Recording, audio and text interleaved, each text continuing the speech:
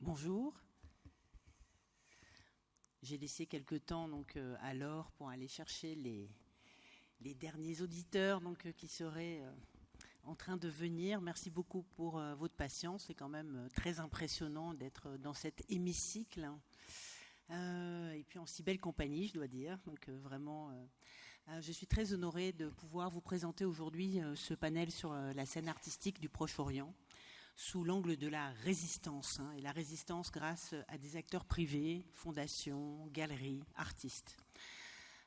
Cette présentation se fera essentiellement en français, mais on peut avoir certains intervenants qui pourront également se prononcer en anglais. Je voulais aussi remercier évidemment la Ménart et Laure d'Hauteville pour avoir organisé cette table ronde et avec Saler Barakat qui ont imaginé le contenu. Mentionner que la table ronde est faite avec le Master Expertise et Marché de l'Art de Sorbonne Université. Et enfin, que l'Institut du monde arabe, que je représente ici, nous soutient dans cette présentation. Je me présente, Nathalie Bondil, je suis directrice du musée et des expositions de l'Institut du monde arabe. Et je suis absolument honorée d'être dans cette nouvelle édition de la Médard Fair parce que nous croyons que les talents sont très nombreux et qu'ils doivent être soutenus, que ce soit par le public et les publics. Alors, cette table ronde va se présenter sous la forme suivante, c'est-à-dire que nous allons d'abord inviter chacun des intervenants que je vais vous présenter à vous faire le point sur leurs actions, leurs activités. Ce sont des représentants importants, voire éminents de la scène privée du Moyen-Orient. Et pour commencer, j'ai le grand plaisir d'inviter Saler Barakat. Alors Saler Barakat, merci de se joindre à moi. Alors évidemment, tout le monde collait Saler parce que c'est un des très très grands galeristes de Beyrouth. La scène de Beyrouth est très connue pour les femmes galeristes qui ont été des pionnières exceptionnelles, mais il y a aussi des hommes, il ne faut pas l'oublier. Et Saler fait partie de ces remarquables promoteurs de la scène libanaise et au-delà. Juste pour faire un petit résumé de qui est Saler Barakat pour ceux qui ne le connaîtraient pas. En fait, c'est un galeriste qui est spécialisé dans l'art et moderne et contemporain. Du monde arabe, bien entendu, essentiellement du Proche-Orient. Il a fondé sa galerie en 2016, que je vous invite à visiter, où il présente un programme très important d'événements et d'expositions. Il a également curaté, comme on dit, des expositions incluant The Road to Peace en 2009 à la Beyrouth Art Center. Il a aussi fait une rétrospective de Salwa Raouda Chouker, immense artiste, de Rafik Aboud, que nous avons le bonheur de représenter dans la collection de l'Institut du monde arabe grâce à notre ami commun Claude Lemans. Également de Michel Basbous, etc. C'est un artiste... Saler a aussi curaté plusieurs pavillons nationaux pour le Liban, notamment à la 52e Biennale de Venise. Et enfin, il a aussi organisé l'exposition itinérante sur The Mediterranean Crossroads en collaboration avec Martina Cornati. Enfin, il est régulièrement invité à prononcer des conférences à l'University de Princeton, au Metropolitan Museum of Art, au British Museum, à Critics Education in Dubai et récemment aussi à Alba. Saler est sur le Steering Committee du Art Center of the American University of Beirut et il a également fondé il participe au comité de la fondation de la Saradar Collection. En ce moment enfin et pour conclure il est sur le conseil du board de l'école d'architecture et de design de l'université américaine du Liban. En 2006, il a été nommé Yale World Fellow. Alors, j'ai le grand plaisir de laisser Saler vous présenter sa vision d'un Beyrouth plus dynamique que Jalbé, malgré tout. Merci Salaire, parce que c'est vraiment toi qui as eu l'idée avec Laure de cette thématique. Merci Nathalie. C'est un privilège et un honneur d'être ici aujourd'hui. Et en fait, ça ne va pas être à propos de moi. On va parler quelque part je vais faire un petit aperçu de ce qui se passe au Liban, mais en fait, avec toute l'admiration qu'on a aujourd'hui de ce qui se passe dans les pays du Golfe, aux Émirats, en Arabie Saoudite, et toute cette effervescence où on a un État central, puissant, riche, qui s'investit dans la culture et qui est vraiment intéressé par la culture, j'ai senti qu'il fallait absolument qu'on fasse un autre panel pour les pays du Levant, où il y a une dynamique qui est absolument contraire à ce qui se passe dans les pays du Golfe, malheureusement. Donc, on est en présence d'un État en état d'effondrement total, des gouvernements corrompus vraiment à un stade inégalé avant.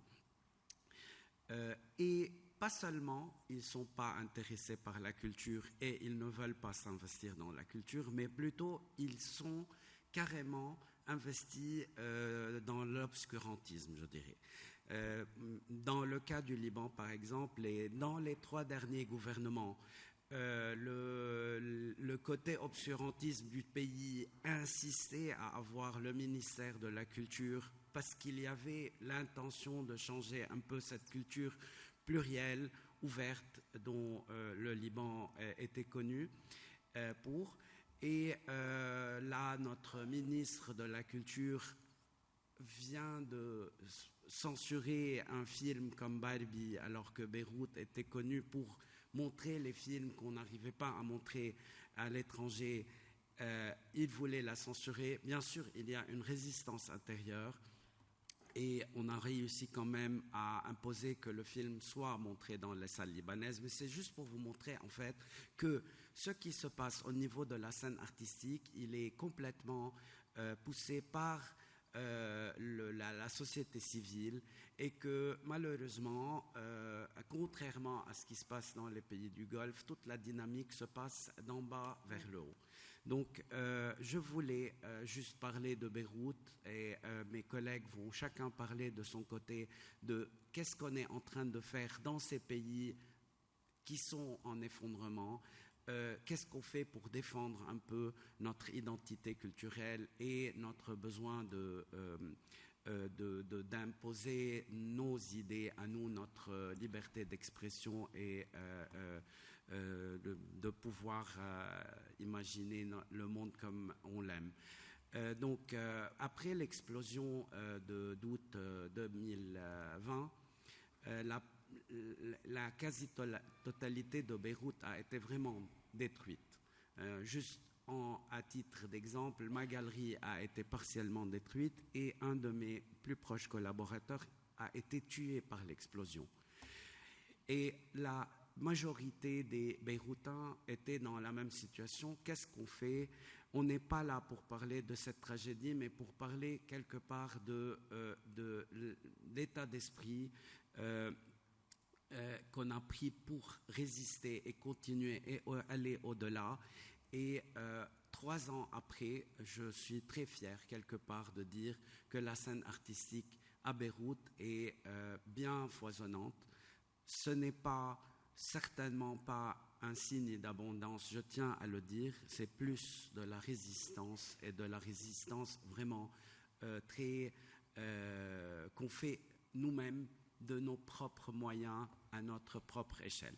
Donc voilà, le Beirut Art Center, après une année de fermeture, il a réouvert. Donc c'est un centre très important. Je vais parler seulement des institutions publiques, pas des galeries privées qui ont tous, eux, reconstruit et continué à faire le travail. Vous pouvez voir à Ménard 13 galeries libanaises. C'est génial. Mais ici, j'aimerais bien parler de ces institutions qui sont pour tout le monde, mais qui sont vraiment du secteur privé. Donc le Beyrouth Art Center, une initiative très importante. Ashkal Alwan, qui a déménagé dans un nouvel espace et qui a maintenant, qui va commencer son homework, qui est une plateforme internationale qui va reprendre pour la première fois depuis 2019. Zoukak, qui est une institution spécialisée. Il y a juste le PowerPoint ne fonctionne pas. Est-ce que ça s'est arrêté juste à l'instant? Depuis le début? Vous n'avez pas dû le rebrancher? Okay. On a besoin d'aide. La personne qui... Je suis descendu tout à l'heure et elle s'était débranchée, je m'inquiétais, je pensais que vous alliez le rebrancher. C'est pas grave, on est au début. C'est Marion. Donc voilà, peut-être en attendant la situation donc, dans les pays du Levant, donc que ce soit le Liban, la Syrie, l'Irak et la Palestine, vous allez voir aujourd'hui comment dans une situation très complexe, la société civile est en train de vraiment essayer de défendre leur héritage culturel au mieux de ce qu'ils peuvent faire. Donc, je parlais du Beyrouth Art Center, qui est un espace pour l'art contemporain. Ashkal Alwan, qui est vraiment une association qui s'intéresse à tout ce qui est art contemporain et pratiques contemporaines. Il déménage dans un nouvel espace il y a 1 an et il reprend ses activités au niveau de Homeworks, qui est vraiment un colloque très important à l'international et qui, depuis 2019, va être pour la première fois à nouveau en février 2024. Alors, Zoukak est une association qui s'intéresse au théâtre underground. Ils ont repris un espace qui a été complètement détruit et qu'ils ont refait, et il reprend tout ce qui est théâtre expérimental et musique underground. Il y a la Mina Image Center qui est vraiment genre à 200 mètres de l'explosion, qui a été complètement détruit. On voit ici, il a été complètement refait et il a repris ses activités. Il est spécialisé dans la photo. Le musée Sursaut, qui est quelque part le grand musée municipal, aussi absolument défoncé par l'explosion. Vous voyez ici une photo que j'ai prise pour l'inauguration de cet espace 3 ans après. Il n'a aucun moyen. Le budget du musée Sursaut est en livres libanaises qui s'est effondré. Elle est passée de 1500 livres pour le dollar à 100 000. Donc imaginez que son budget a été divisé par 10. Mais malgré ça, il y a vraiment beaucoup de soutien et de solidarité de la part de tous les Libanais et beaucoup d'institutions internationales qui nous ont aidés à reconstruire cet espace assez magnifique et qu'il reprenne son travail. Alors, une autre initiative, on aurait cru qu'elle va tomber à l'eau, c'est une initiative qui s'appelle la Beirut Museum of Art, qui est censée être en face du musée national. Et malgré tout et contre tout, ce projet continue. Il est passé maintenant à un état de travail interne où on est en train de restaurer la collection nationale de l'État libanais qui laisse tout pourrir. Donc on a fait un genre de parrainage avec le gouvernement pour prendre cette collection et la restaurer et faire un travail de recherche tout autour pour que espérons dans 5 ans, quand les choses vont reprendre et que ce musée va être construit, son programme académique va être prêt. Ça, c'est Dar el-Nemr, aussi une institution qui veut défendre un peu tout ce qui est autour de l'art palestinien, de la diaspora. Ça, c'est la Arab Image Foundation, qui aussi, c'est une photo d'un espace qui n'a pas été encore inauguré. Il va être inauguré dans un mois. Et donc, il passe dans un nouvel espace après l'explosion de l'ancien, la destruction de l'ancien espace. On est très fiers de dire que malgré tout aussi, on a continué à travailler sur la fondation Salwa Rawda Shair pour avoir son musée à elle, à Ras El Matan, qui va être inauguré le 24 juin 2024. La Daloul Art Foundation, qui est une des, sinon peut-être la plus grande collection d'art arabe dans le monde, et qui continue son travail en décidant de s'investir à partir de cette année dans la parution d'un ouvrage autour de la collection, mais surtout aussi d'un documentaire qu'ils sont en train de faire avec Netflix à propos de l'idée du rôle du collectionneur aujourd'hui dans la préservation du patrimoine. La Charles Colm Foundation, donc là, c'est le premier immeuble qui a été quelque part le gratte-ciel de Beyrouth en 1927, complètement retapé, flambant neuf, un endroit assez exceptionnel avec du mobilier de Marcel Breuillère qui a été vraiment restauré très très bien pour devenir aussi un espace culturel qui s'intéresse particulièrement à la poésie puisque Charles Colm était un grand poète. Il y a des initiatives aussi, pas seulement au niveau central. La Hammana Artist House est une initiative d'Aurélien Zouki qui transforme une maison assez magnifique dans un village au fin fond de la montagne libanaise, qu'il transforme en une résidence d'artistes, qui fait un festival annuel remarquable. Tout ça vraiment avec des fonds très personnels. Le musée de l'Ayyoubi qui passe à une étape que je trouve assez intéressante, particulièrement pour le Liban, c'est le troisième plus ancien musée dans le monde arabe, mais qui est dans l'archéologie et l'art ancien, et qui maintenant, avec un nouveau curateur, décide d'investir les lieux avec des artistes contemporains qui font un travail avec l'art ancien, donc qui font un travail inspiré.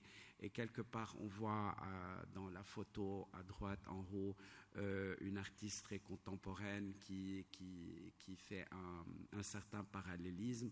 Et ça a donné à cette institution vraiment un souffle très nouveau et des visiteurs très jeunes. Anachar Bosbous, qui pendant le Covid, au lieu de ne rien faire, il décide avec l'argent qui a été séquestré dans les banques. Donc il y a eu une période où cet argent qui a été complètement pillé. Il faut dire que malheureusement toutes les épargnes des Libanais ont été séquestrées par les banques. Mais il y avait un moyen de payer à travers des chèques avec des livres libanaises. Donc il trouve un moyen de créer un espace, un atelier magnifique pour vraiment pouvoir montrer des sculptures monumentales dans cet esprit qu'on a envie d'exporter dans le monde. Ça, c'est aussi une partie de cet atelier qui est aussi un cimetière ancien de pierre, donc que l'artiste a travaillé comme un land art et qui est absolument... il faut visiter si vous venez au Liban. Ça, c'est une première que je suis en train de vous annoncer dans Oscar Niemeyer, la deuxième plus grande exploit architectural qu'il a fait après Brasilia et au nord Liban, dans la ville de Tripoli. Il y a un vestige absolument magnifique, mais qui est dans un état de déséitude totale. Et là, il y a une initiative par 2 personnes qui vont en fait rénover cet amphithéâtre très innovateur, très avant-gardiste, pour l'utiliser pour faire des concerts d'opéra, etc., en plein ville de Tripoli, qui est une ville connue par son côté très conservateur, mais il y a aussi les gens à Tripoli qui veulent garder cette ouverture. Donc ça, c'est aussi en 2024, ça va être vraiment quelque chose de très bien. Beit Tabaris est aussi une maison personnelle dont la propriétaire a décidé de transformer en une résidence d'artistes spécialisée dans la musique classique. Donc, où on fait des masterclass de musique classique. Quand même, malgré tout et malgré toute la crise, Beyrouth continue à produire 2 magazines spécialisés dans l'art, Sélection et Galerie Magazine. Il y a pratiquement le monde arabe entier, peut-être fait 5 ou 6 magazines. 2 sont toujours en train de sortir à Beyrouth malgré tout. Et voilà une nouvelle initiative par l'agenda culturel. Donc, c'est une agenda qui mentionne toutes les activités culturelles à Beyrouth, qui a décidé de continuer son travail, d'aller au-delà pour créer des cartes, des cartographies pour tout ce qui est wineries, donc des producteurs de vin, des guest house, des musées, mais aussi ils se sont agrandis pour pouvoir avoir des moyens en faisant une agenda culturelle pour tout le Moyen-Orient qui s'appelle MIM. Donc voilà, je finis avec 2 dernières initiatives. Le We Design Beyrouth, donc quelque part qui donc du 27 au 30 octobre ouvre toute la ville de Beyrouth pour le design, avec plein de personnages de l'étranger qui viennent. Une initiative qui s'appelle Ready Hand, qui a déjà il a couvert 520 artisans au Liban pour montrer combien encore l'artisanat est créatif et capable de faire des choses magnifiques. Et la dernière chose que je n'ai pas ajoutée, Metropolis, qui est une institution spécialisée dans le cinéma pas commercial, le cinéma d'art et essai, finalement, et dans ces conditions absolument moroses, a réussi à trouver les fonds pour construire un cinéma à lui et qui va être ouvert d'ici 1 an pour montrer un peu le cinéma underground ou le cinéma pas commercial. Donc voilà, merci. C'est un petit aperçu, il n'est pas compréhensif, probablement j'ai oublié beaucoup de choses, mais ça vous permet de voir un peu cette dynamique qui n'a aucun soutien de l'État, aucun sou de l'État, peut-être quelques fonds de l'étranger, mais surtout beaucoup de croyances personnelles qu'on veut continuer à défendre cette identité multiconfessionnelle, multiethnique, plurielle à laquelle on croit. Merci beaucoup, Saler. D'ailleurs, la Ménard Fair a aussi des liens tellement forts avec Beyrouth, puisque c'est là qu'elle a vécu, et on voit bien comment elle renaît ici, et elle continue et elle grandit. Merci beaucoup. Saler est un témoin et un acteur absolument incontournable de la scène beyrouthine. Maintenant, nous allons passer vers l'Irak et aussi un peu vers la Jordanie, puisque nous avons le plaisir de rencontrer et pour ma part de connaître Monsieur Hassanain Ibrahimi. Alors juste Al Ibrahimi est le fondateur de la collection du même nom, et je l'invite à venir avec sa fille qui aussi s'occupe de la collection et de la fondation Maha, qui parle très bien français et qui va pouvoir nous présenter l'œuvre de son papa. Alors juste quelques mots. Si vous allez sur le site de la fondation, qui est tout à fait remarquable, je le lis. As is part of my being, I've been always drawn to fabulous painters that were able to bring my culture to life with a piece of canvas, a few brushes, and some paint. My fascination and passion for the arts, and particularly the art of painting, developed into what I would like to pursue in life as a collector, protector, and developer of the arts. It was an urge and a motivating source of tranquility, beauty, and knowledge. Donc, vous avez un statement extrêmement touchant, émouvant, donc d'une personne qui a réussi donc à faire une collection tout à fait remarquable et avec une volonté déontologique aussi, donc dans la documentation et dans la collecte que l'on doit souligner. Je veux mentionner aussi que dans le conseil de la Fondation, donc, il y a aussi donc, Nada Chabout, que vous connaissez très bien, professeur donc, à l'Université du Texas, également donc, grande promotrice donc, de l'art de cette région du monde. Il y a également donc, Dia Azaoui, immense artiste parmi d'autres, qui soutiennent cette collection. Pour sa part, en fait, comment est née donc, cette fondation? Eh bien, donc, la collection donc, Ibrahimi donc, est consacrée donc, à l'art irakien. Donc, c'est une collection privée qui est basée à Amman, en Jordanie, mais également à Bagdad.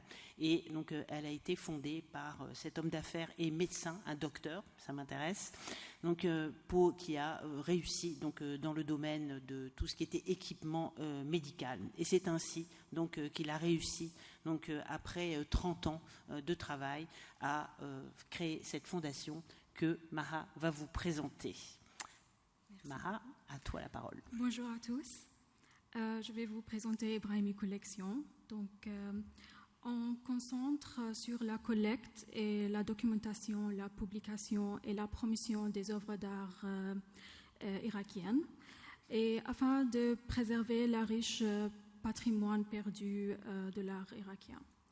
Le moment provocateur qui a suscité l'idée de transformer la collection privée à une collection systématiquement étudiée et essayer de construire une collection de musées a eu lieu lorsque la destruction des institutions artistiques et culturelles en Irak à cause de la destruction, à cause de l'occupation américaine en Irak en avril 2003 et après 2014 aussi, après la destruction du patrimoine historique, culturel et artistique aux mains de Daesh.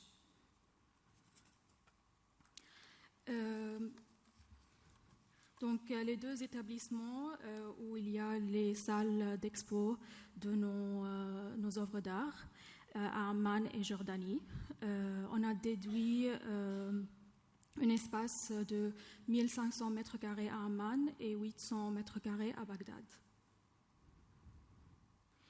Et donc, vous trouvez dans notre collection des œuvres d'art des plus de 300 artistes irakiens et qui représentent la majorité de la scène d'art irakien. Et aussi, la majorité de ces artistes, ils sont nés entre les années 1940 et 1960, époque à laquelle le mouvement irakien a commencé et s'est épanoui. Aussi, on a plus de 2000 œuvres d'art, entre les tableaux, les peintres, sculptures, céramiques, artbooks, video art, etc. Et les majorités de nos œuvres d'art ont été créées entre 1930 et 1990.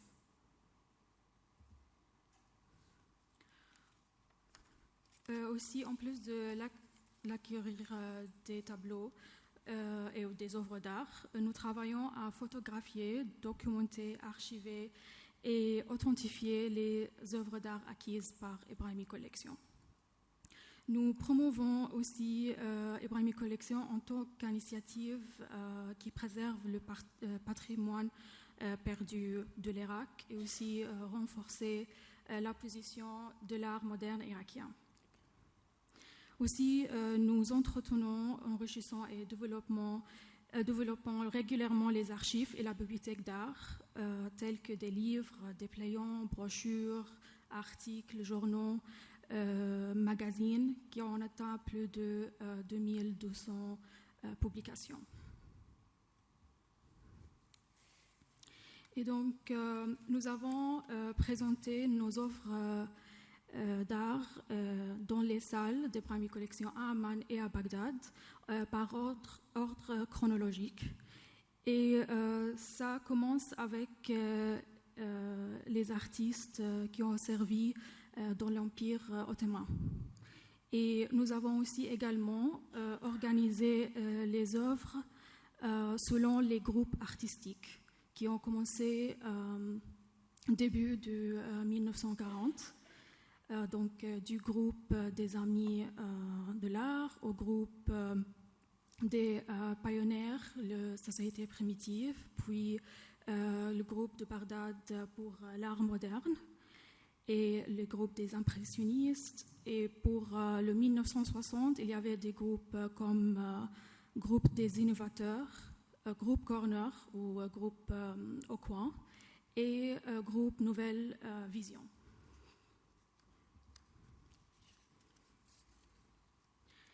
Et à Bagdad, nous avons dédié un espace d'art d'environ 800 mètres carrés pour la collection au nom de E1 Art Space, Link Art Space, dont l'ouverture est prévue fin 2023. On va débuter les saisons culturelles et artistiques trimestrielles. Et aussi, on a une bibliothèque d'archives qui a environ 800 publications. Et nous collaborons avec notre entité sœur, qui est E1 Link Art Space, pour lancer des publications numériques sur divers sujets. Et pour le moment, on travaille sur le sujet de adhérents ou résistants, malheur pendant les jours d'assaut.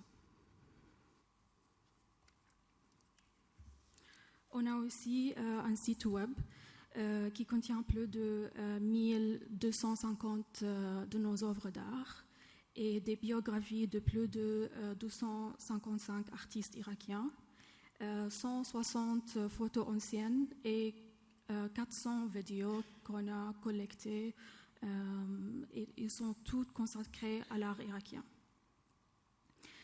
Aussi, nous avons recherché et édité ces biographies et toujours on continue à les améliorer. Et ce site web est disponible en arabe et en anglais. Aussi, nous sommes présents sur Facebook, qui est en arabe, et Instagram en anglais. Et on a une chaîne sur YouTube qui a à peu près 80 vidéos. Et c'est juste pour promouvoir l'art irakien et sensibiliser les jeunes à l'importance et à la vitalité de l'art dans la vie.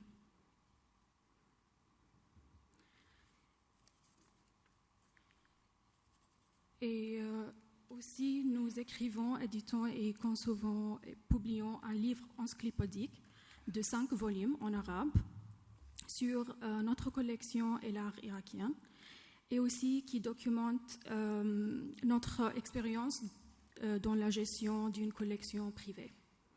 Les premiers et deuxièmes volumes ont été publiés. Un exemple ici. Oui. Alors, le premier, et ça c'est la deuxième. Bravo. Et le troisième est en cours de finalisation et impression.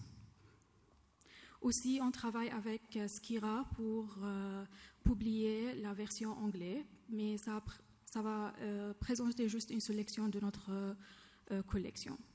Et ça va être distribué fin 2023 aussi.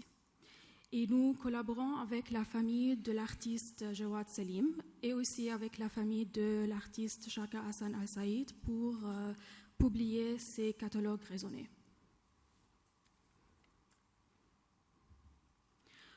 Aussi, nous avons prêté des œuvres d'art et archives physiquement et numériquement à des expositions et événements qui incluaient l'expérience artistique irakienne. Et on va faire ça aussi à l'avenir. On fait partie de l'équipe de Mako e-Magazine qui est gérée par l'artiste Dia Azawi. Et ils ont déjà publié 12 éditions. Et c'est juste pour documenter et archiver l'art moderne irakien.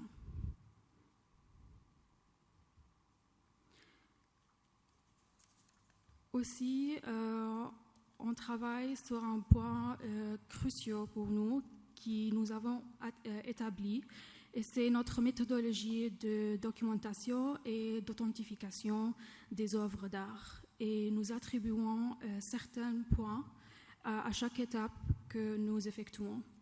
Et des exemples pour cette étape d'authentification consistent de consulter et examiner l'opinion des experts bien connus sur l'art irakien et la famille et l'état de l'artiste.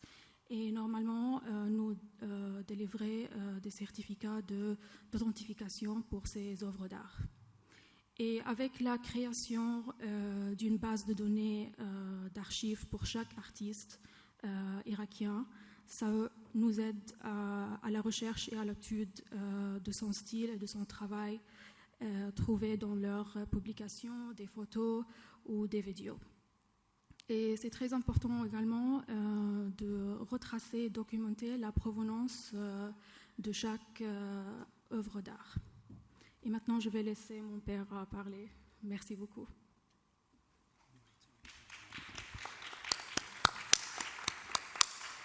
Wow.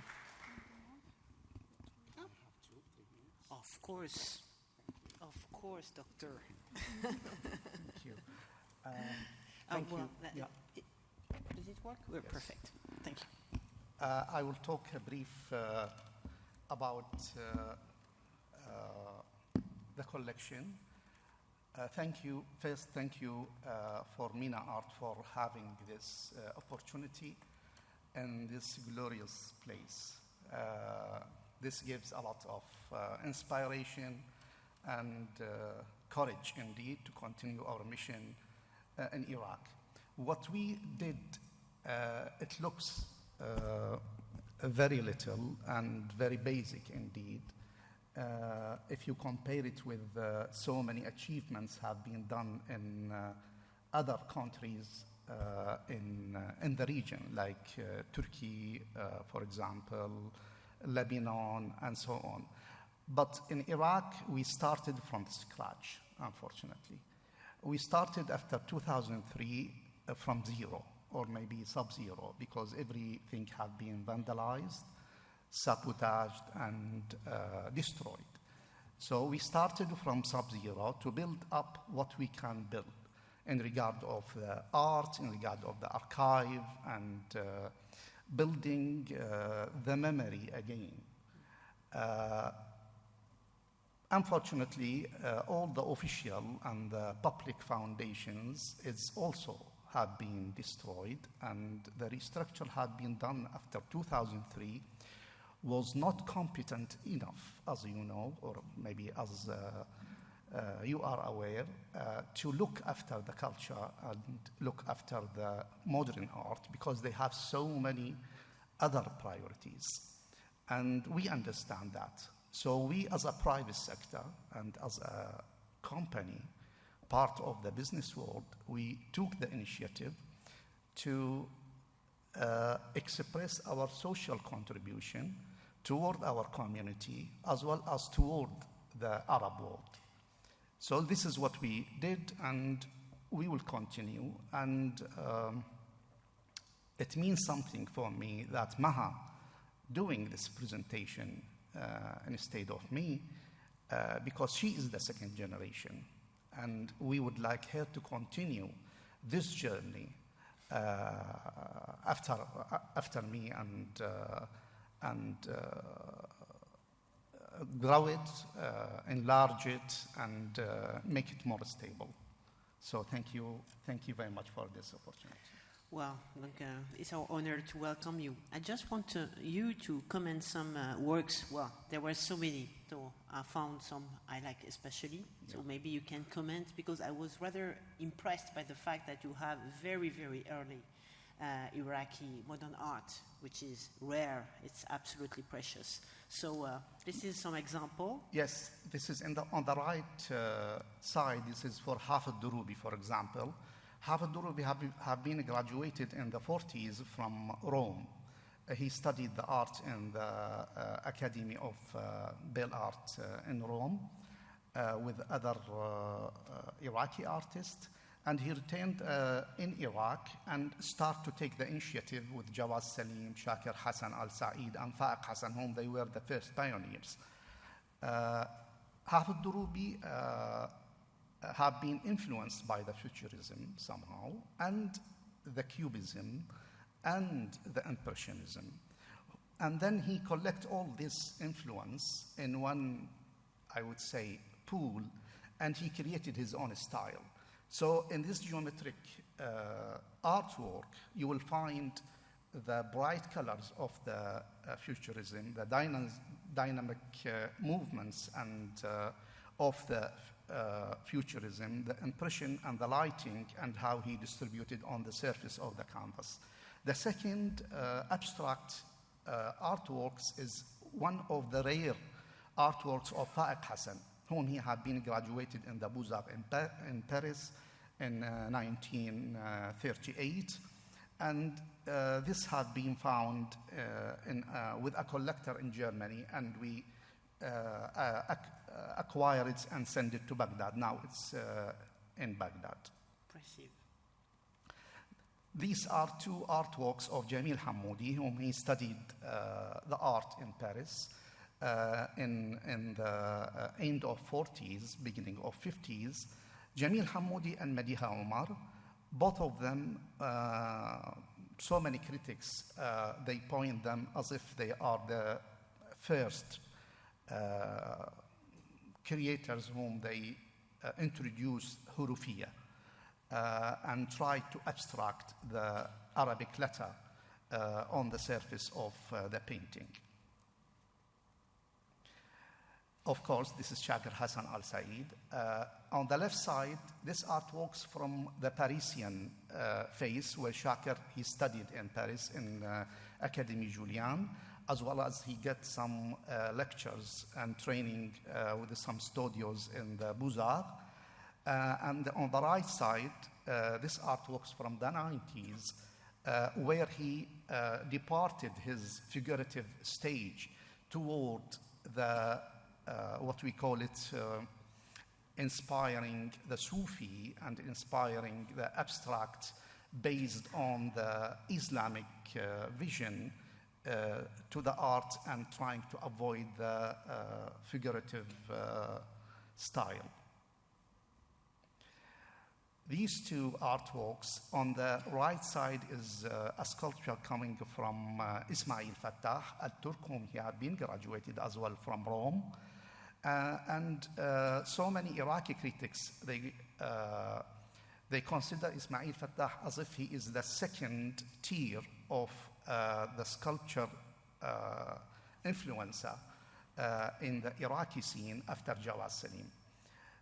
Ismail Fattah, known for a very huge monument, maybe one of the biggest in Middle East, what we call it the Martyr monument in Iraq. Jawad also, he is well known with the Freedom Monument, as you are aware. On the left side, this artworks to Lorna Salim, the wife of Jawad Salim. She is English. They got married in the beginning of 50s when they were studying art in Slade School in London. She came to Iraq. She had been influenced by the Iraqi style and the Jawadi style, I would say, with a stage, what we call it in Iraqi art, Baghdadiyat, whom it have been inspired originally from the Iraqi school of art by Al-Wasiti. Dia Azawi, on the right side, this is a very early, maybe very early painting, maybe one of the rare and very earliest painting where Dia transferred and built his own style after he was, I would say, transfer himself from the influence of Hafid Durubi and Faq Hassan. This had been created by him when he was 23 years old, when he was still at the end stages of the Institute of Fine Arts in Baghdad in the early 60s. On the left side, this is the inspiration of Dia. As maybe some of you knew that Dia, he had been graduated from the antiquities study in Baghdad. So he had been influenced with so many Mesopotamian legends. So this is the descent of Ishtar goddess. But you see the influence of Hafid Durubi and the bright colors with the geometric distribution on the surface of the canvas. Thank you very much for those comments. It's just a glimpse, but I would like to invite you to navigate through the collection because it's absolutely amazing, the quality and the quantity and the rigor of your website. So it will be a great pleasure to discuss you. Now I would like to invite an artist, and very well-known artist in France. So I'm calling Mohamed Omran, who will come and join us.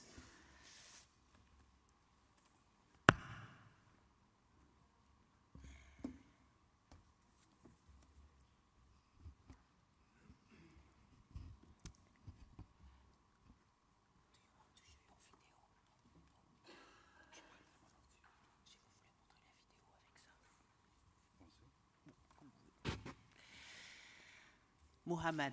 Alors Mohamed, donc je vous présente rapidement l'artiste qui pourra aussi vous présenter son œuvre. Donc il est né en 1979 à Damas en Syrie, mais Mohamed vit maintenant à Paris.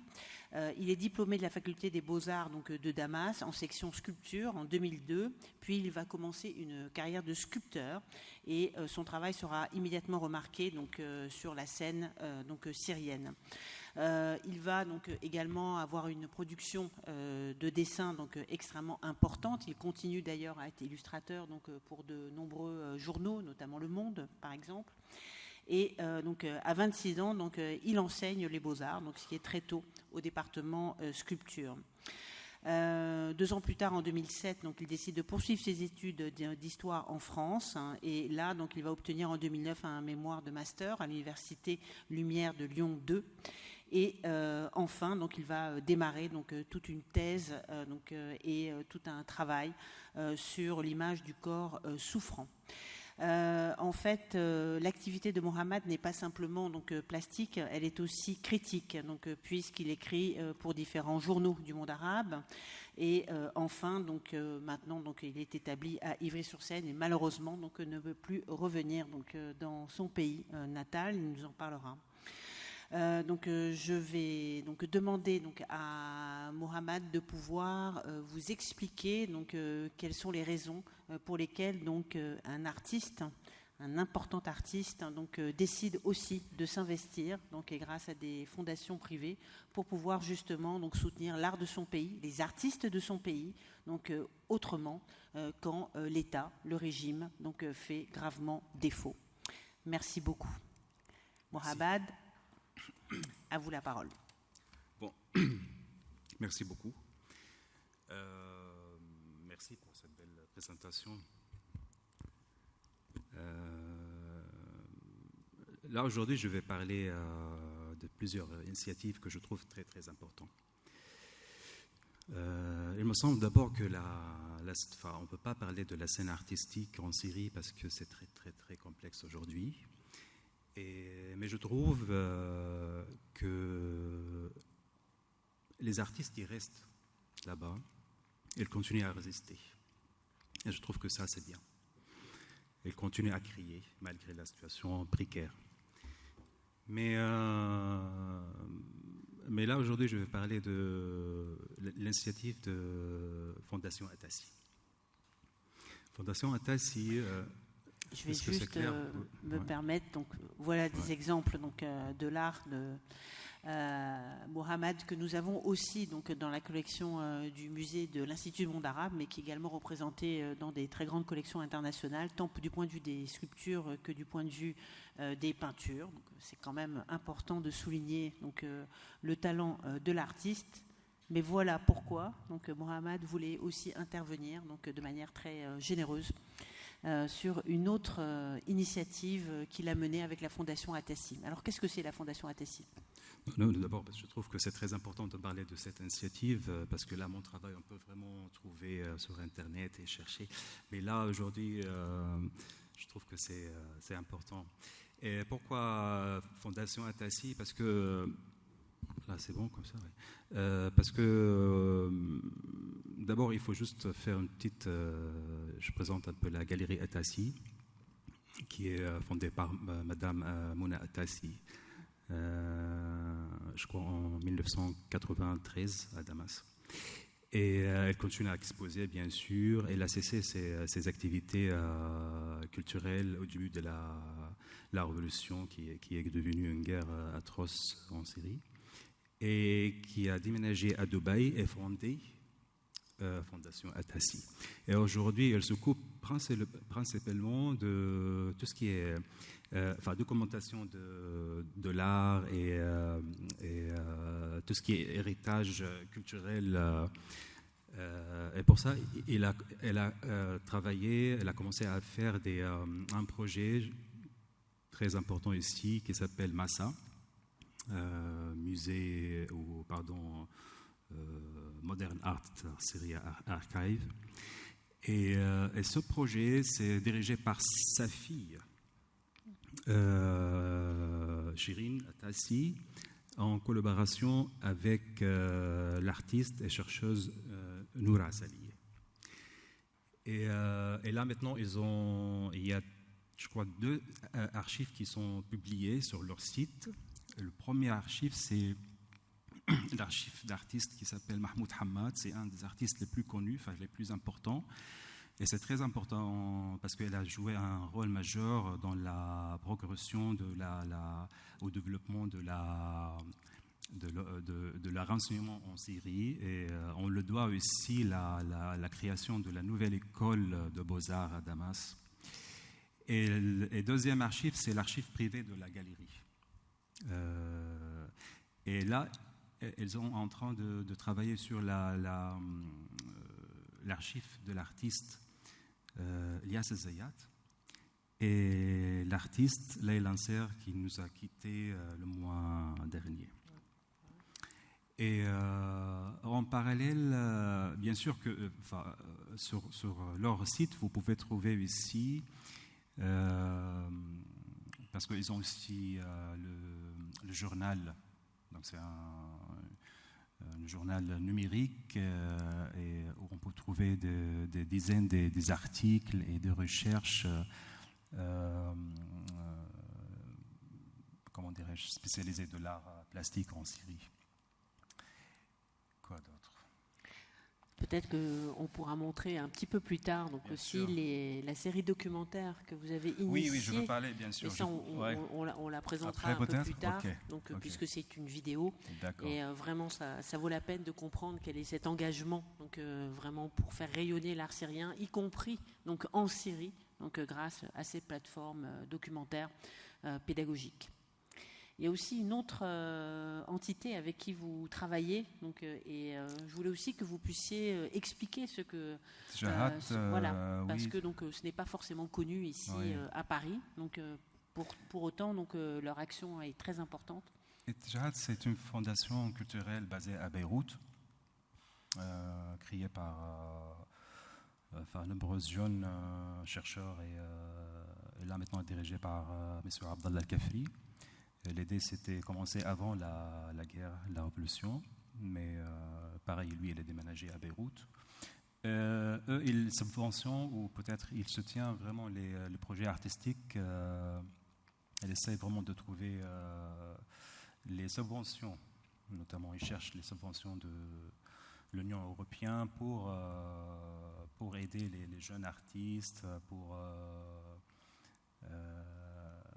comment dirais-je aussi, pas que le projet artistique ici, il y a aussi des recherches. Donc, il y a pas mal de recherches autour de la Syrie et notamment là, le changement radical qui est après 2011. Et il organise aussi des plateformes, enfin des conférences, des tables rondes autour de la Syrie. Et là, cette année ou l'année dernière, ils ont élargi un peu leur travail et ils commencent ici à comprendre ici des artistes arabes, notamment libanais et palestiniens. Et voilà. Je veux parler aussi de l'initiative Porte ouverte sur l'art. Très bonne, importante initiative qui s'est tenue ici, donc racontez-nous. Oui, donc cette initiative, c'est une association qui est fondée, si je me souviens, en 2017,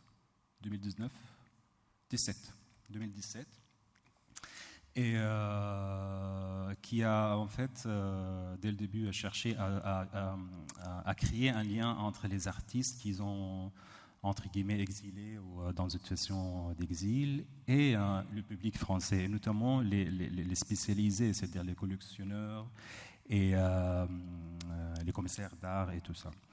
Et ils ont organisé plusieurs projets, dont des visites des ateliers, des expositions collectives, et dont l'exposition en 2019 qui s'appelle « Où est la maison de mon ami ?» au Centre culturel contemporain à Malakoff, qui, à mon avis, c'était la meilleure exposition qui présente de l'art syrien en diaspora. Et qui continue bien sûr leur activité. Ils ont ils ont commencé avec un groupe des artistes syriens, mais là, en fait, ça devient vraiment plus large et aujourd'hui, il contient des artistes de toutes les régions. Il y a des artistes afghans, des artistes de Maghreb, de partout, en fait. Et je finis aussi de parler de peut-être des galeries qui soutiennent aussi les artistes syriens. Il y a une galerie qui s'appelle Europia à Paris et qui expose notamment des artistes syriens de façon régulière en fait. Et puis ici la galerie Claude Lemont. Enfin, Claude Lemont, je savais que vous savez très bien, Monsieur Lemont, qui a fait beaucoup des expositions en collaboration avec l'Institut du monde arabe et qui est aussi qui continue à exposer dans son espace dans le 14e arrondissement. Et parmi les artistes dans cette galerie, il y a 11 artistes syriens qui travaillent avec lui. Voilà, donc effectivement, en discutant, donc, je tenais et nous tenions donc aussi à mentionner donc l'activité aussi à Paris donc de Claude Lemont qui connaît donc tous les acteurs et les artistes donc et qui donc permet aussi de soutenir par des ventes au profit des artistes ou par d'autres actions donc cette volonté de résistance donc pour vous aider pour voilà. Et merci beaucoup pour ce témoignage, mais vous allez revenir avec votre ordinateur parce qu'il faut absolument que l'on voit le documentaire. On peut peut-être s'il y a des... Alors si on peut ici, peut-être qu'en fait oui, on va peut-être passer avec Marion et ensuite on va revenir et comme ça on aura Mais restez ici, restez avec nous. Okay. Et maintenant, je vais appeler donc Marion Svitine, que j'ai le bonheur de connaître, puisqu'en fait, il se trouve que nous travaillons ensemble sur une exposition Ce que la Palestine apporte au monde, qui est en ce moment à l'Institut du monde arabe, à l'affiche jusqu'au 19 novembre. Et franchement, ce n'est pas moi qui choisis donc, les panélistes, alors j'ai été ravie de cette initiative et de retrouver Marion. Alors, qui est Marion ? Marion, c'est une anthropologue, c'est une chercheuse postdoctorale. Donc Marion, échange d'ordinateur. Marion en fait travaille donc avec le MUSEM à Marseille, donc aussi avec l'école pratique des hautes études. Donc elle enseigne à Sciences Po et surtout donc Marion travaille énormément avec et pour donc les artistes et la cause palestinienne qu'elle connaît bien pour y aller régulièrement. Et elle va nous présenter donc la résistance du côté de la Palestine. À toi, Marion.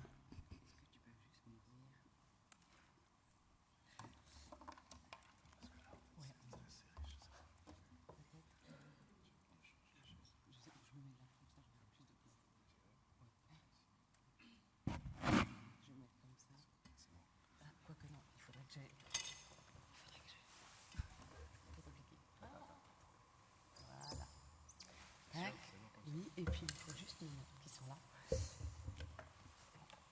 Voilà. Hop. On est meilleur pour vous parler d'art que pour faire de la technologie. Je l'avoue. Eh bien, merci beaucoup, Nathalie, pour cette introduction et merci infiniment à Laure d'Hauteville et à Salah Barakat aussi d'avoir pensé à moi et aussi d'avoir surtout pensé à la Palestine pour compléter, disons, cette cartographie culturelle de la scène artistique du Moyen-Orient. Je suis donc, d'un point de vue d'une chercheuse, je le dis, donc je n'ai aucun intérêt, disons, économique, mais en même temps, ce n'est pas du tout votre seule mission, mais je préfère juste le dire, je n'ai pas de galerie, je n'ai pas de fondation, je suis très impressionnée et admiratif de tout votre travail. Mais du coup, moi, je suis une chercheuse, une anthropologue qui a fait donc sa thèse sur l'art contemporain des territoires palestiniens occupés, donc particulièrement à Gaza, Jérusalem et Ramallah, où j'ai vécu pendant plusieurs années. Et donc, j'ai suivi la trajectoire des artistes plasticiens de la nouvelle génération pour comprendre un petit peu leur nouvelle forme d'engagement artistique et politique. Donc aujourd'hui, je vais vous parler d'art contemporain au pluriel, dans un contexte donc un peu particulier, qui est celui d'une occupation coloniale, d'une absence étatique et d'un contexte de fragmentation territoriale extrêmement fort. Alors je parle de l'art en Palestine et de l'art de Palestine pour inclure à la fois des artistes qui travaillent dans la Palestine historique, mais également des artistes qui travaillent dans la diaspora et qui ont un lien très fort avec la scène artistique locale. Alors pour commencer, j'aimerais bien vous... Alors déjà on est aux 30 ans, mais ça on va y revenir à la fin. Donc je voudrais commencer par une idée reçue qui est assez bien établie lorsqu'on pense à l'art palestinien, qui est qu'il serait un des arts les plus politisés au monde. Ce n'est pas qu'une idée reçue, bien sûr. Et je cite donc Bachir Mahoul, qui est un... Mahoul, il y a une petite erreur, hein, c'est un L et pas un R à la fin, qui est donc une des références sur l'art palestinien, et qui dit que les Palestiniens ont été réduits à une question politique mondiale, et peu importe ce qu'ils sont par ailleurs, ils sont certainement l'un des peuples les plus politisés au monde. Il semble souvent absurde de parler d'art politique avec les artistes palestiniens. Il s'agit d'un contexte où peindre un cactus peut être lu comme un traité nationaliste et où assembler une certaine combinaison de couleurs pouvait autrefois vous conduire à la prison. Donc pour comprendre la dernière phrase, il faut savoir que le cactus, donc sabar en arabe, a une teneur politique très forte dans le contexte palestinien, puisqu'il est, comme vous le savez certainement, un des symboles de la résilience palestinienne, le soumoud, qu'on peut traduire mal par ténacité ou persévérance. Persévérance à l'adversité, disons. Par ailleurs, pour comprendre la seconde partie de la phrase, il faut savoir que de 1967 à 1993, réunir les 4 couleurs du drapeau palestinien était interdit par un décret israélien. Et donc là, nous avons une image de Fatri Raben, qui est un artiste de Gaza pionnier et sous-exploré, qui a été emprisonné pour avoir réalisé cette toile qui réunissait donc dans un même tableau le vert, le blanc, le rouge et le noir, donc du drapeau palestinien. Et c'est ainsi que la pastèque est portée en signe de protestation à cette loi et est devenue aussi un symbole de la résistance palestinienne pour les artistes palestiniens, mais également arabes. Donc, comment concrètement l'art palestinien de Palestine est un outil de résistance puissant dans un contexte d'occupation, et de quelle résistance cet art est-il le nom? Donc, je vais commencer rapidement. Mon premier point, c'est sur le champ artistique. Alors, c'est vraiment très très rapide et c'est évidemment complètement pas du tout exhaustif, mais c'était quand même important de placer, disons, le contexte. Donc les territoires palestiniens qui comprennent donc la Cisjordanie, Jérusalem-Est et Gaza, qui est sous embargo depuis 2007, sont donc évidemment largement fragmentés par cette politique de colonisation israélienne et le système de zonage des territoires palestiniens, qui sont un peu le fruit, disons, des accords d'Oslo dans les années 90, et qui mènent à cet archipel de Palestine orientale. Alors là, c'est comme le montre donc cette carte qui a été produite en 2009, qui garde son actualité, mais qui est encore plus fragmentée aujourd'hui qu'elle ne l'était en 2009. C'est une carte qui est parue dans le Monde diplomatique et où toutes les zones de Cisjordanie sous contrôle d'Israël a été transformée en mer. Et donc, ce qui reste des territoires palestiniens est en vert. Et donc, aujourd'hui, vous pouvez imaginer que le vert s'est réduit par rapport à cette carte imaginaire. Donc, avec les accords d'Oslo à partir de 1993, le processus dit de paix et la supposée construction étatique, la Palestine va voir l'arrivée de très croissant de fonds étrangers. Et donc, ainsi, dans les années 90, on va voir le développement très important d'infrastructures culturelles à l'intérieur des territoires palestiniens occupés. Et c'est à ce moment-là que Ramallah, qui concentre le siège du gouvernement, va devenir une sorte de capitale culturelle de facto, disons, du proto-État de Palestine, au détriment de Jérusalem, qui est annexée. Donc, ce sont des structures indépendantes des pouvoirs publics, indépendantes de l'Organisation de libération de la Palestine, alors, les pouvoirs publics vont se désinvestir à ce moment-là, dans les années 90, du champ culturel. Et aujourd'hui, enfin pas aujourd'hui, mais en tout cas en 2013, juste à titre d'exemple, et Saleh Barakat en parlait également pour le Liban, le budget pour la culture de l'autorité palestinienne est de 0,003% du budget global de l'autorité. Ça vous donne une idée de l'investissement, plutôt du désinvestissement public sur le champ culturel. Du coup, ce vide va laisser la place à de nouveaux acteurs dans le financement de la culture. Et aujourd'hui, on va avoir des acteurs associatifs avec des ONG de la société civile, ça fait aussi écho à ce qu'on vient de voir, des acteurs internationaux, avec donc des organisations internationales, l'ONU, l'Union européenne, des représentations diplomatiques, des acteurs privés également, alors notamment la fondation, la Welfare, la Khatan que nous voyons ici, qui est, là c'est le nouveau bâtiment à Ramallah, mais qui a été fondé dans les années 90, qui est une sorte d'ersatz du ministère de la Culture, qui finance énormément de projets culturels en Palestine et aussi dans la diaspora. Et également le secteur privé, le secteur bancaire, notamment la Bank of Palestine, qui va être un acteur très important de cet investissement dans la culture, et des fondations, notamment, donc voilà, avec le Palestinian Museum qui est donc à Ramallah, qui est à Birzeit en fait, mais à côté de Ramallah en Cisjordanie, et qui a été inauguré donc en 2016, qui est un peu le premier musée d'art contemporain en Palestine.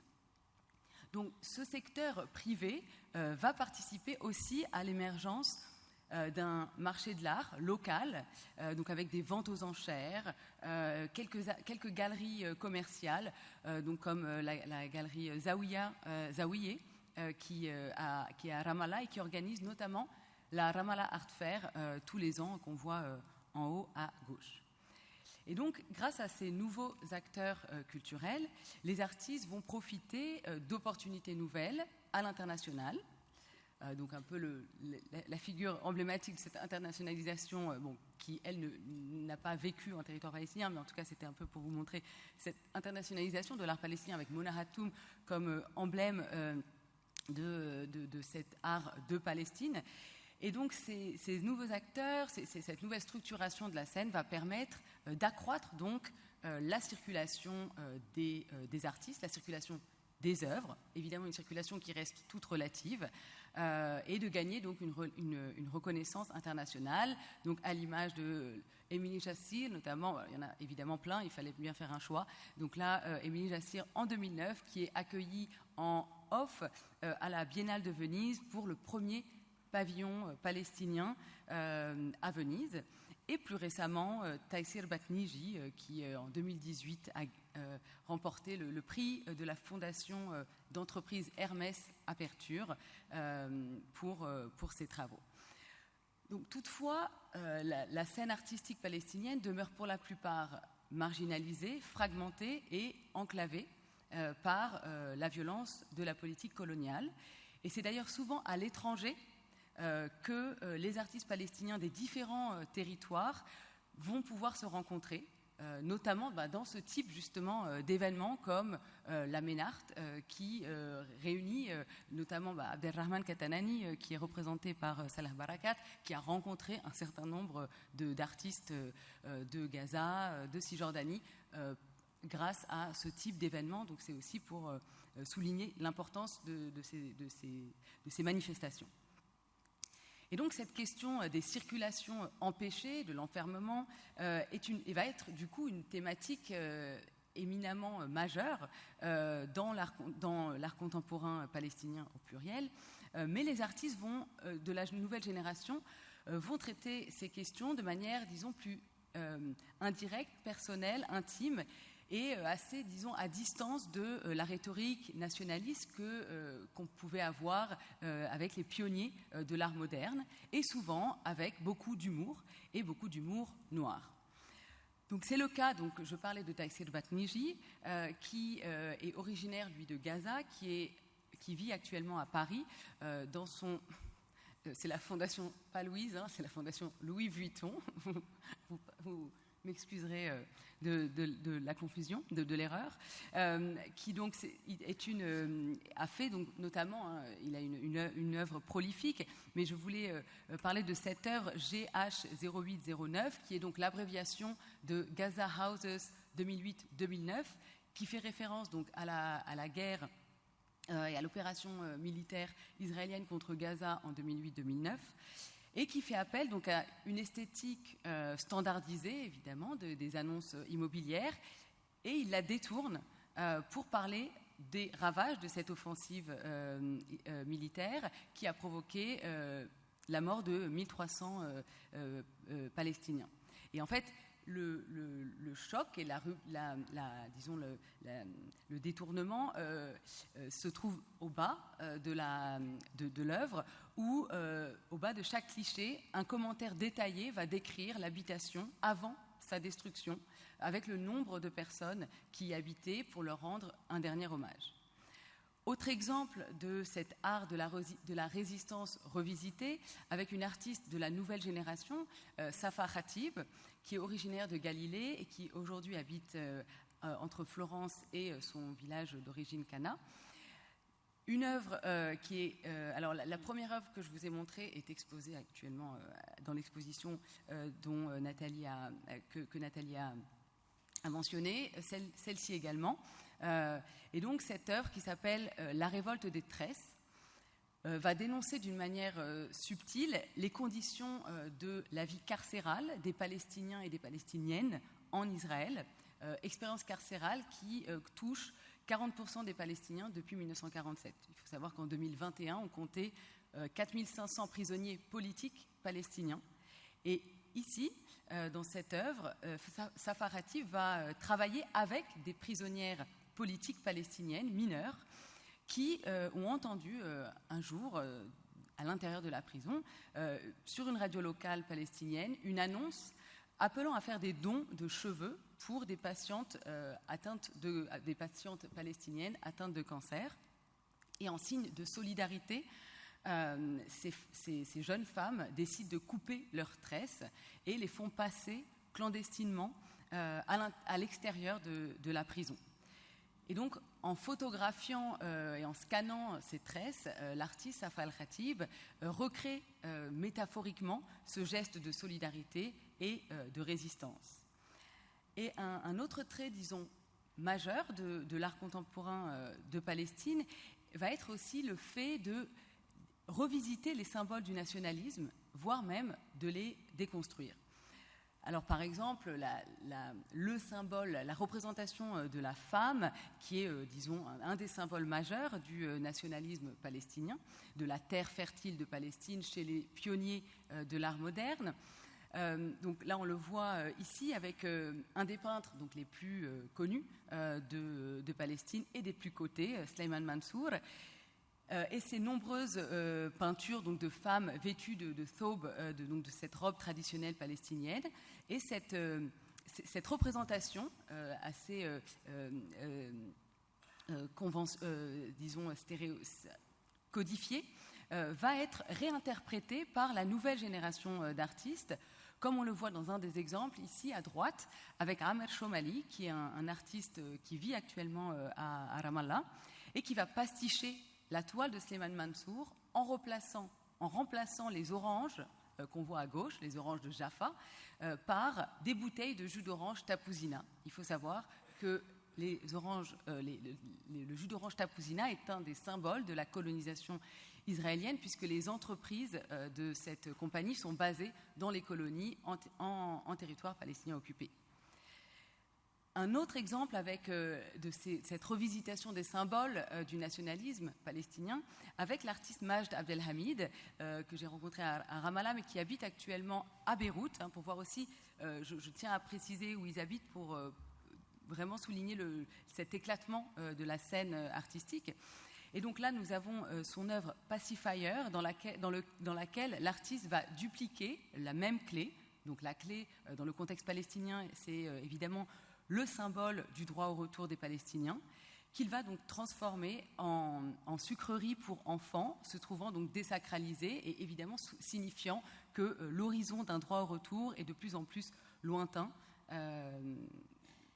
Et une autre œuvre de ce même artiste qui va bien illustrer ce détournement des symboles du nationalisme palestinien.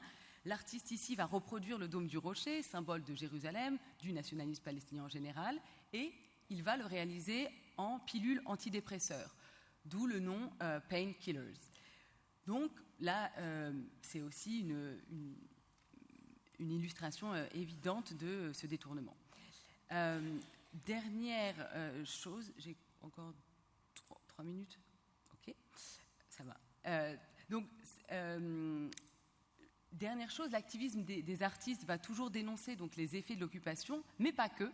Et ça, c'est ce qui est assez spécifique dans la nouvelle génération, c'est qu'il va être aussi formulé contre les pouvoirs palestiniens en place et contre les travers de la société palestinienne, la corruption de l'autorité palestinienne et les responsables politiques qui sont considérés comme des complices de l'occupation. Donc là, nous avons une œuvre qui un appel, disons, à en finir avec cette période d'Oslo et à la dissolution à droite de l'autorité palestinienne. Mohamed Moussallam, qui est un artiste originaire de Gaza et qui habite actuellement au Canada. Et ce matin, sur Instagram, je lisais une étude de Badil Center qui vient de paraître et qui montre que 93% de la jeunesse palestinienne croit que le processus de paix est un échec.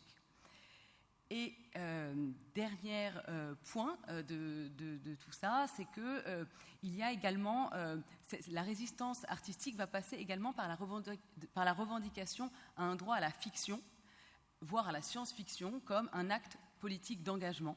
C'est donc l'œuvre, disons, emblématique de Larissa Sansur, fameuse artiste née à Jérusalem qui vit actuellement à Londres.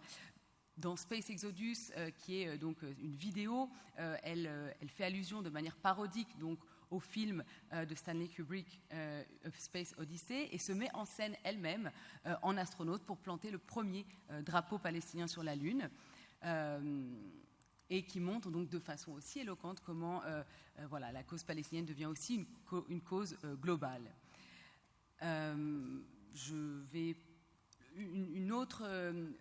Beaucoup d'artistes aussi de cette nouvelle génération vont mobiliser, disons, ces représentations anticipatoires pour proposer un autre regard et sortir du statu quo ambiant. On le voit ici avec l'artiste Khaled Jarrar qui va imaginer un État palestinien en concevant un tampon État de Palestine qu'il va apposer de manière réelle, concrète, sur les passeports, tant des Palestiniens que des internationaux qui sont de passage en Palestine et qui le souhaitent. Alors, la plupart des participants à ce projet performatif vont se faire refouler à la frontière, comme on le voit en bas à gauche, et donc là, en l'occurrence, c'est des passeports israéliens, donc c'est des activistes israéliens pour la cause palestinienne qui montrent du coup ainsi leur solidarité avec la cause palestinienne.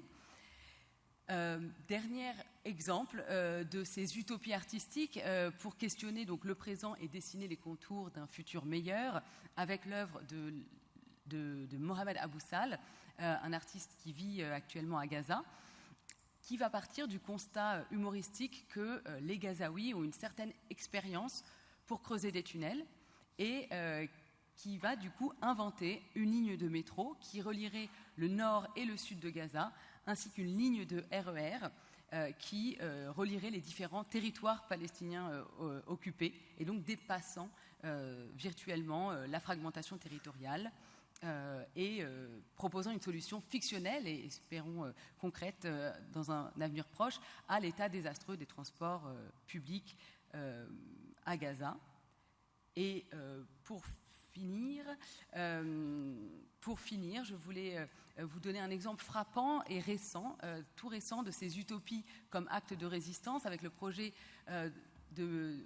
du collectif Hawaf, le projet du musée des nuages, Sahab, un musée virtuel de Gaza et à Gaza, qui est un projet fondé en 2021 par quatre artistes, des Français et 3 Palestiniens, dont le but est de présenter des collections fabriquées par la communauté de Palestiniens pour préserver le patrimoine historique et artistique de Gaza.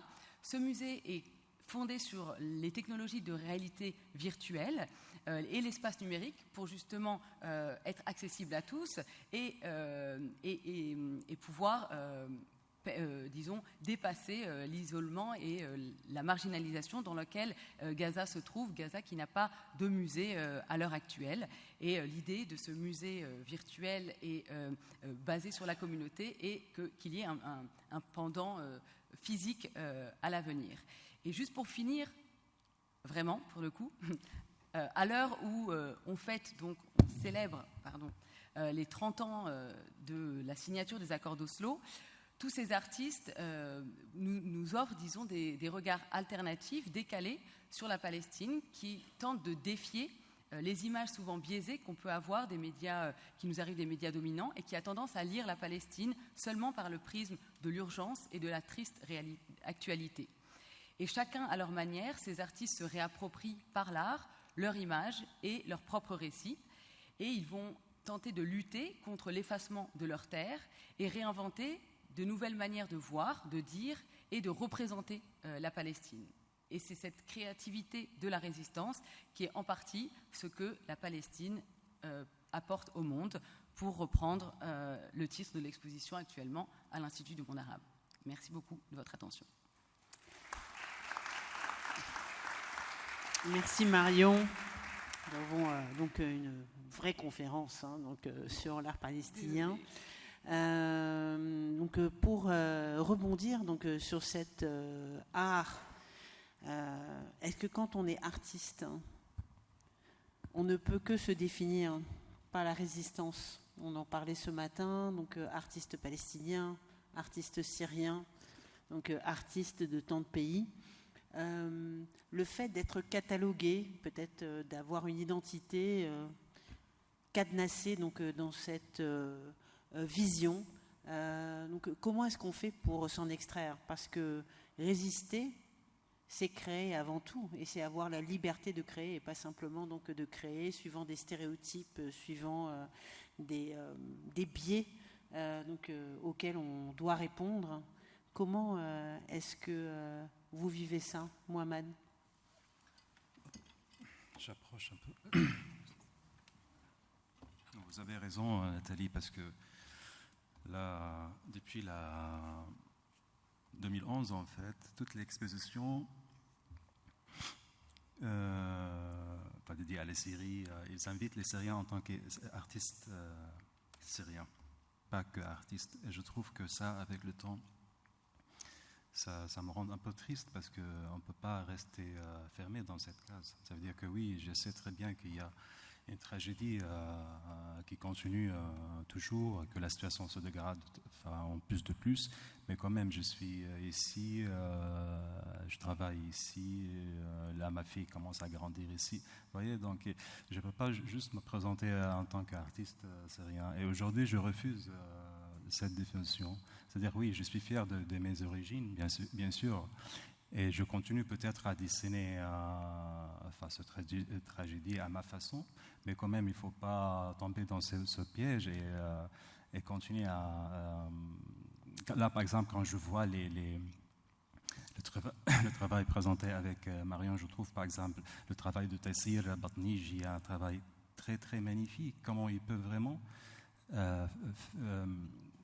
faire des œuvres d'art sans tomber dans les clichés, d'être victime tout le temps, de se moquer de cette tragédie entre guillemets. C'est presque une double peine. Une double peine, exactement. Donc voilà, j'essaie avec mes amis ici, on essaie de continuer à créer, à travailler, comme tous les artistes, c'est pas que les... Ouais. À l'époque, effectivement, de l'art global, que l'on célèbre tant pour l'art africain et pour d'autres pays. Donc, effectivement, donc, ça serait aussi une erreur donc, de réduire, d'essentialiser donc, cet art arabe qui parle au monde, qui véritablement donc, dépasse donc, les enfermements identitaires et nationaux. Et je crois que dans cette résistance, il y a aussi donc, le fait de s'affirmer comme artiste tout simplement. Oui. D'accord. Oui. C'est bien. Pas quoi, Et, ça serait bien d'ailleurs de montrer, d'aller chercher votre ordinateur pour montrer ce. Oui, après je ne sais pas si on a vraiment le temps de. On va essayer de le faire ça directement ici ou non? Oui, ouais. Très bien. Juste pour s'il y a un accès à Internet. Et je voulais poser aussi une question, donc I will ask it in English, donc doctor, because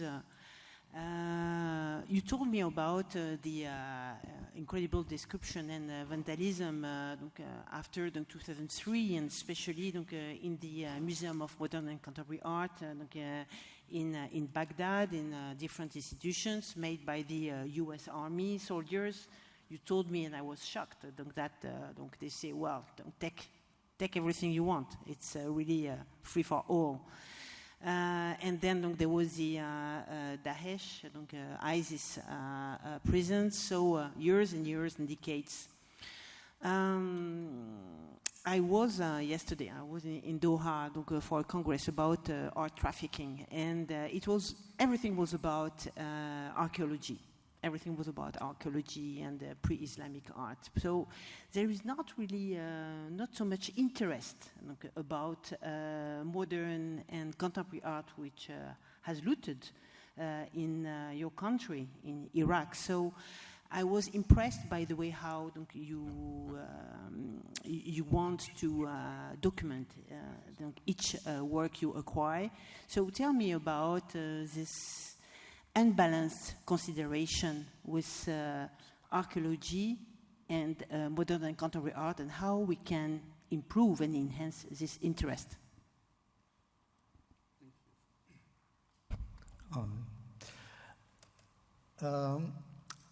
In Iraq, the situation is a bit complicated because the country have been involved in sequence of conflicts and wars since more than 50 years.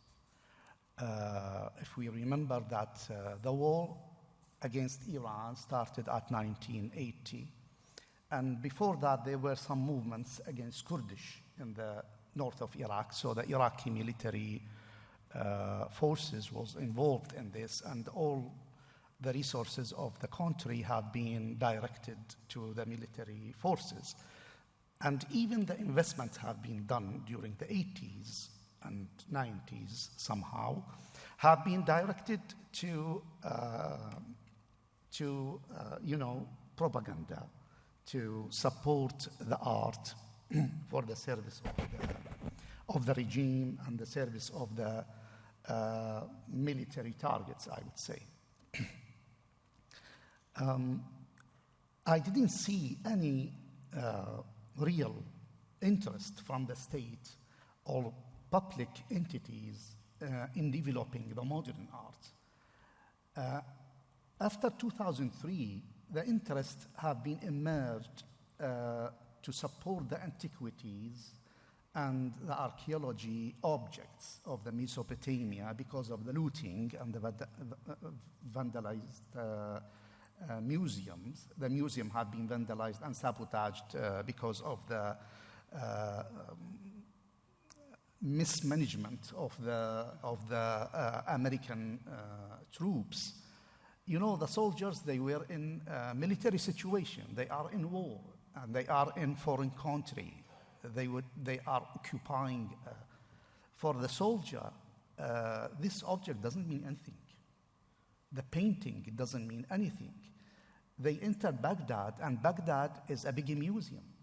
In each corner in Baghdad, you would find a mosque, you would find a place for Sufism, you would find artifacts, antiquity, the houses, everything, every street, every corner in Baghdad is something.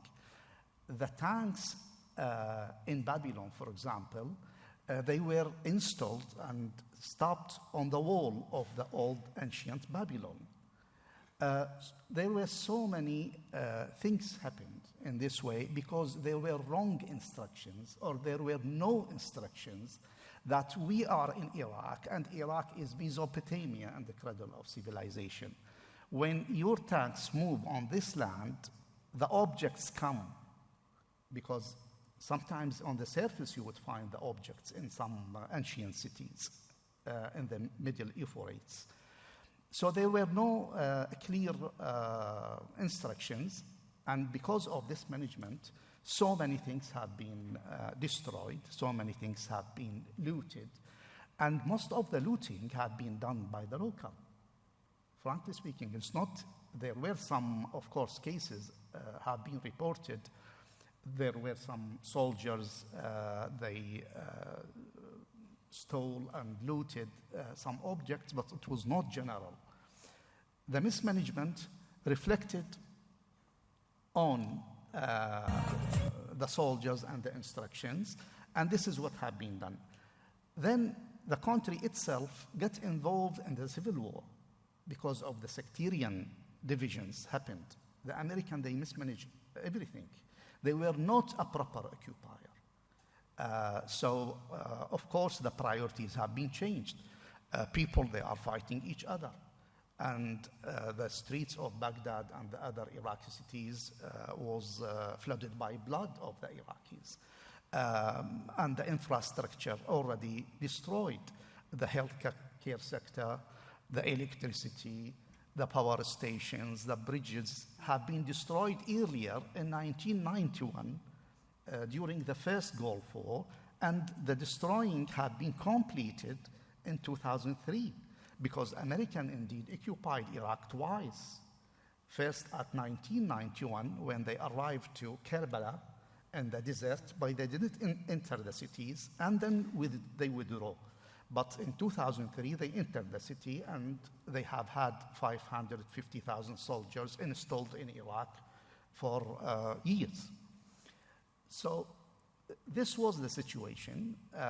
When the government came, they were suffering from incompetence. The new bureaucratic regime and system have been introduced to the country. Those people, most of them, they were expatriates. They were not managing anything, even a small school or even a small business outside.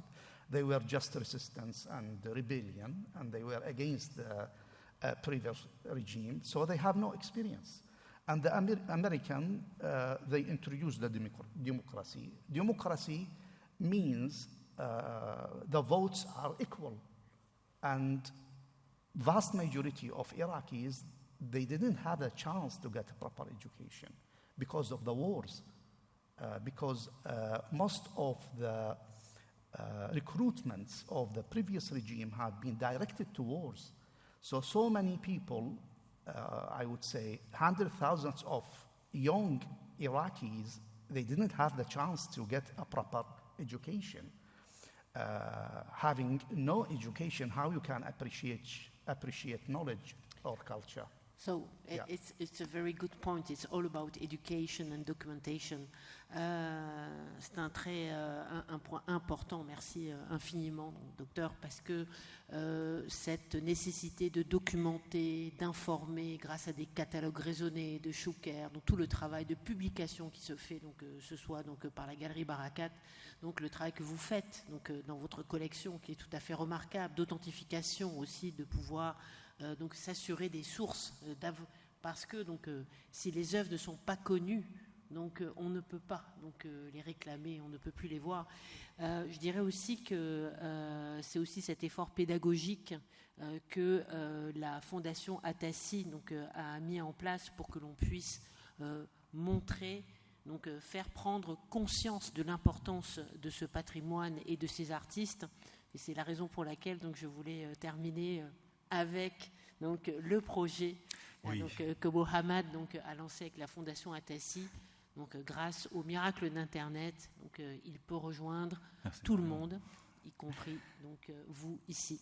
Oui, comme vous dites, en fait, c'est le fruit d'une collaboration entre Tijahat, Fondation Tijahat à Beyrouth et Fondation Atassi à Dubaï, et moi aussi. Donc il s'agit d'une série numérique, de contenu numérique qui se compose de 10 épisodes. Et chaque épisode aborde un sujet de l'art syrien moderne. Donc il y a parmi les sujets, par exemple, il y a la nature morte dans l'art plastique syrien, il y a la sculpture, il y a l'engagement politique et l'artiste syrien, il y a le portrait dans l'art syrien moderne. Donc voilà, il y a vraiment plein de thèmes. Chaque épisode dure entre 15 et 20 minutes. Et dès le début, quand on a commencé à préparer de ce projet, on était tous d'accord de faire vraiment un contenu qui est accessible, pas vraiment très compliqué. Et le public qu'on a cherché, vraiment, c'est le jeune. Et surtout le jeune artiste ou le jeune, en général, qui sont toujours en Syrie, qui vivent vraiment, cette génération qui vit une situation très précaire, qu'ils n'ont pas forcément un accès sur la culture.